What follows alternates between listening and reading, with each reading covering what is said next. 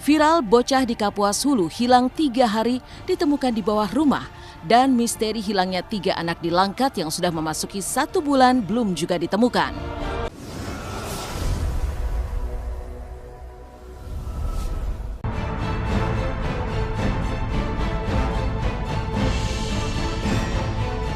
Media sosial kembali dibuat heboh dengan viral kasus anak hilang secara misterius.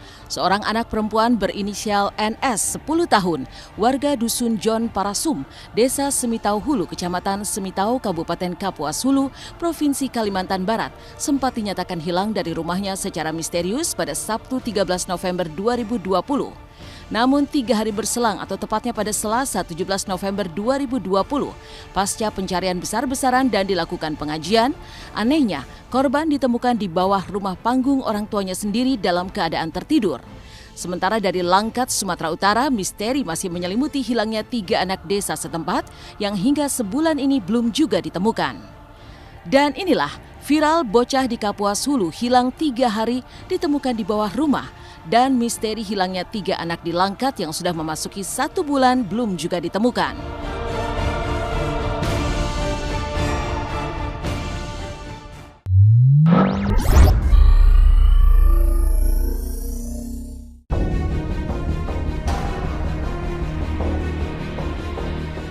Warga Dusun Jon Parasum, Desa Semitau Hulu, Kabupaten Kapuas Hulu, Provinsi Kalimantan Barat geger.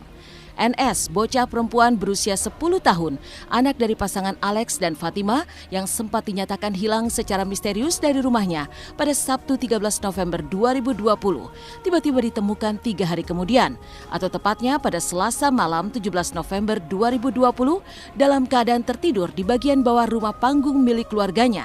Padahal sebelumnya keluarga beserta warga dan tim gabungan yang melakukan pencarian secara besar-besaran di sekitar desa, termasuk di bagian bawah rumah-rumah panggung yang ada di desa tersebut, namun tidak menemukan tanda-tanda keberadaan korban sebelumnya.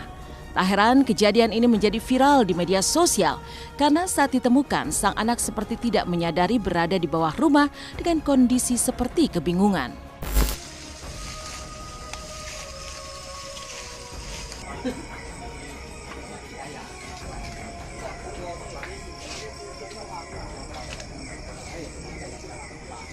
Awalnya gini Pak, malam Sabtu ataupun Jumat malam, dia tuh nginap tempat kita kan, nginap tidur tempat kita.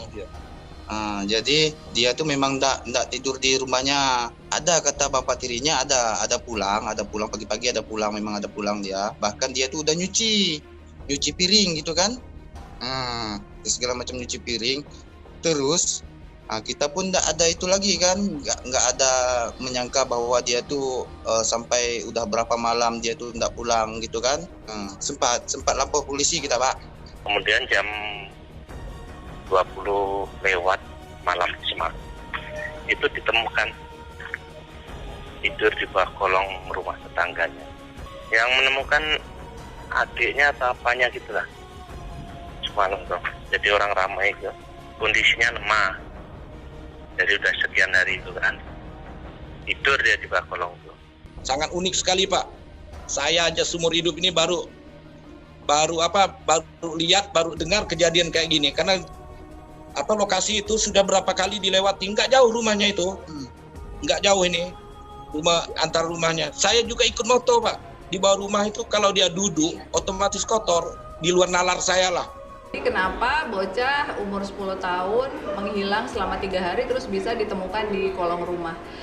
Sebetulnya hal-hal seperti ini sudah sangat biasa terjadi ya sebenarnya loh, dari zaman dulu di mana anak kecil tiba-tiba menghilang pada saat maghrib.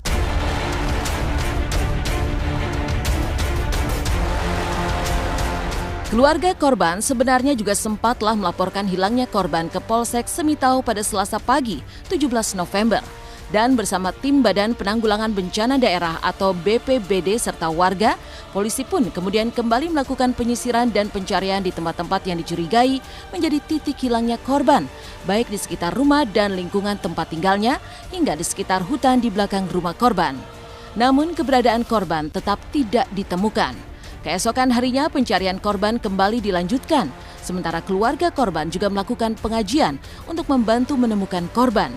Anehnya, pasca pengajian digelar, korban justru ditemukan tengah terduduk lemas dengan tatapan tajam dan menyeramkan di bagian bawah rumah dengan masih mengenakan pakaian yang sama saat dinyatakan hilang. Beragam dugaan termasuk hal-hal yang berbau mistis pun bermunculan di balik hilangnya korban dan juga penemuannya yang tidak terduga.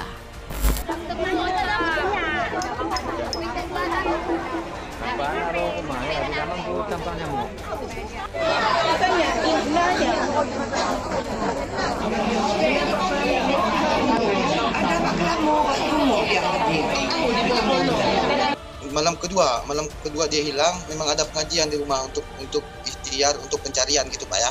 Nah, kakinya lurus, yang jelas duduk sambil nyender, seperti katakanlah masih melihat sesuatu ataupun pengennya diambil gitu Pak ya. Tapi matanya sangat seram Pak, pandangannya tajam, sangat tajam Pak, matanya sangat seram, pandangannya tajam, sangat tajam Pak. Korban ditemukan dalam keadaan selamat walaupun dalam keadaan lemas karena selama hampir 3 hari menjelang ke 4 hari tidak makan dan tidak minum. Nah, korban ditemukan di bawah kolong rumah korban. Nah, korban dalam keadaan selamat, sehat walafiat dan sekarang sudah dibawa ke Puskesmas untuk Ya nggak ada salahnya kita adakan pengajian karena itu wujud dari berpasrahnya keluarga dan warga sekitar situ untuk kembalikan ke Allah. Kalau saya sendiri punya pendapat, anak ini kan masih anak berumur 10 tahun, berarti dia memang harusnya masih di bawah pengawasan orang tua dan keluarganya. Ketika anak ini dikabarkan menghilang, terus yang pertama kali yang harus bertanggung jawab inner circle anak ini dulu dong, yaitu orang tua dan keluarga. Bagaimana kok ini bisa terjadi? Ketika kita semuanya mau memohon kepada Allah Subhanahu wa taala, mau berdoa, mau bermunajat kepada Allah Subhanahu wa taala agar segala sesuatu yang diinginkan, maka Allah semuanya bisa saja mengkabulkan dengan doa-doa kita. Maka orang yang dekat dengan Allah Subhanahu wa taala, Allah pun akan memudahkan jalan keluarnya.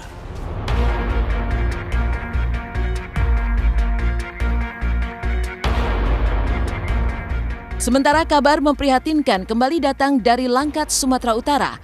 Pasalnya misteri hilangnya 3 bocah, 2 laki-laki dan 1 perempuan, Nizam dan Yogi serta Zahra, warga dusun Vipulka, Desa Namanjahe, Kecamatan Salapian, Kabupaten Langkat, Sumatera Utara, hingga kini belum juga terpecahkan. Ya, sejak dinyatakan hilang pada 18 Oktober lalu, hingga sebulan ini keberadaan ketiga bocah malang tersebut masih misterius. Pencarian besar-besaran yang dilakukan warga dan aparat SAR gabungan dari BPBD, polisi dan juga TNI di titik-titik yang dicurigai sebagai tempat hilangnya ketiga korban ternyata juga belum membuahkan hasil.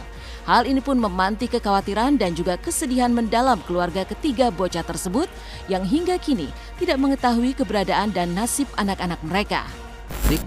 Terakhir kali di Koreaan ini gitu ya Mbak ya? Iya. Diduga ya? Iya benar sekali. Diduga di Koreaan ini guys. Jadi inilah dia penampakannya, kalian bisa lihat sendiri. Di sini sudah masih dipasang garis polisi. Udah sampai rumah?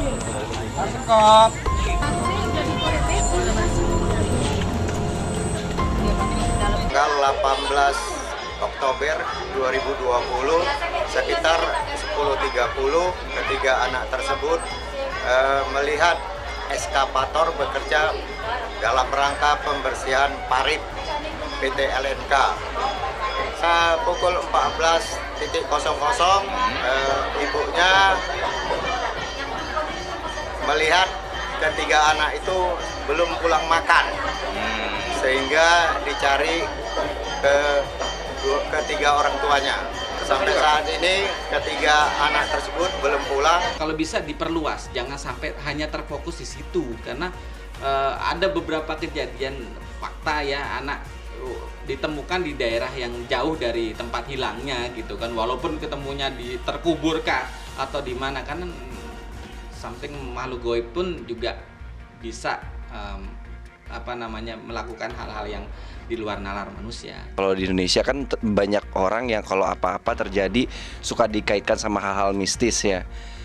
Ya mungkin aja bisa jadi ya memang karena mistis, tapi bisa jadi aja ada kemungkinan juga karena kan di situ kan katanya luas banget lahannya dan agenda proyek yang seperti itu kita nggak tahu tertimbun atau enggak.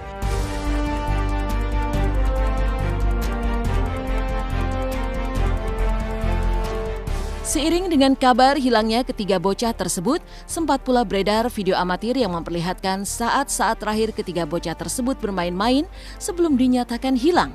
Dalam video tersebut, ketiga bocah tampak asyik bermain-main di sebuah galian tanah dengan memakai baju biru, kuning, dan sang bocah perempuan berpakaian merah. Ketiganya asyik berlarian sambil melihat dan menunjuk ke arah alat berat yang sedang membuat parit di lokasi perkebunan kelapa sawit. Tak hanya melibatkan aparat kepolisian dan juga instansi terkait, pencarian ketiga bocah tersebut juga sempat melibatkan sejumlah tokoh spiritual dan anak indigo. Hal ini dilakukan lantaran hilangnya Nizam, Yogi, dan Zahra diduga kuat melibatkan kekuatan-kekuatan dari dimensi lain. Tidak hanya itu, pihak keluarga ketiga korban juga melakukan ritual melepas ikan mas ke danau guna mendapat petunjuk tentang keberadaan ketiga bocah tersebut. Sementara aparat desa menggelar ritual jaran kepang guna membersihkan desa dari kekuatan jahat yang diduga ikut berperan dengan hilangnya ketiga bocah asal desa mereka. 2 atau 3 kali dan hasilnya nihil, tidak ada ditemukan apa-apa. Bahkan penggalian, kalian bisa lihat sendiri pabriknya lagi beroperasi. Kita mau menitik beratkan sebenarnya ada di situ danau dan sekitaran situ guys. Namun pada saat itu kita nggak berkesempatan ke sana karena areal untuk ke sana saya sendiri tidak tahu dan lupa juga untuk bertanya kepada masyarakat.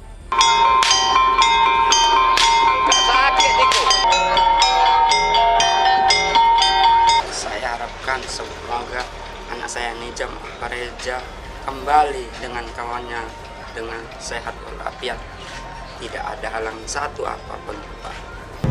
Kepada orang yang telah menemukan anak saya, kami mohon sebesar-besarnya pulangkanlah kepada orang tua kepada kami. Kembalikan anak saya.